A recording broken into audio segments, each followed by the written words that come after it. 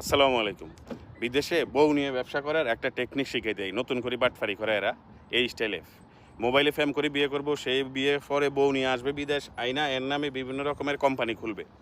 Company খুলে সেই কোম্পানির নামে বিভিন্ন চেক নিবে। চেক নিয়ে যেটা করবে সেটা হলো চেক নিয়ে বিভিন্ন বিলা, বড় বড় বিলা র্যাঙ্ক নিবে বেশি দাম দেয়া। ধরেন যেই বিলা অন্যরা 10,000 টাকা বলে বা 1 লাখ টাকা বলে, উনি ওইটা 1,20,000 টাকা দিয়ে মালিকের কাছ থেকে নিয়ে নিব। নিয়া পাবলিকের কাছে আবার বেশি দামে বানা দিব, মানে কম টাকায় বেশি বানা দিব। সেটা কীরকম, ধরেন বিলা আপনি একটা রুম পাইবেন 2,000 টাকা, উনি এটা 1500 দিব, দিয়া বলবে যে আপনি অ্যাডভান্স করেন 3 মাসের। তাহলে অ্যাডভান্স করলে হবে কি, আমি আপনাকে 4 মাসের অ্যাডভান্স একসাথে করলে 1500 করে বানা দিব। এখন যেহেতু কম পায় সবাই এটা করে, অনেকেই করে। তো এইভাবে অনেকগুলো টাকা তুইলা আস্তে করে ওই যে তথাকথিত বউকে ক্যান্সেল করে দেশে পাঠাই দেয়। এরপরে ওদের সাথে খবর রাখে না রাখে সেটা নিয়ে জানি না, সেটা নিয়ে বেশি তল্লাশির দরকার নেই আমাদের। সেও এখানে থাকে না।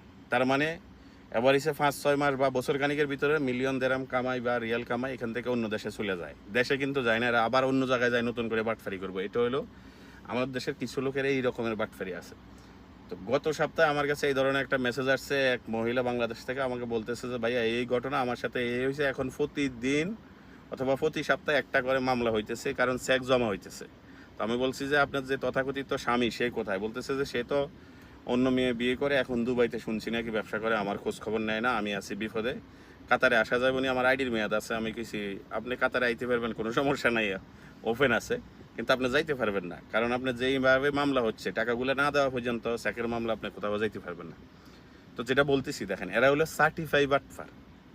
এই ধরনের বাটফার আপনার আশেপাশে থাকে, দেখবেন গাপটি মারি বাপ নিয়ে চলবো, সুন্দর পোশাক আশাক পরবো, দেখবেন যে কথা তাদের মিষ্টি থাকবো, কিন্তু তারা ভিতরে ভিতরে এমন সব কাজ করে যারা, যেটা আমার আর আপনার চিন্তার বাইরে, আমরা যেটা চিন্তাও করি না তারা সেইটা করে।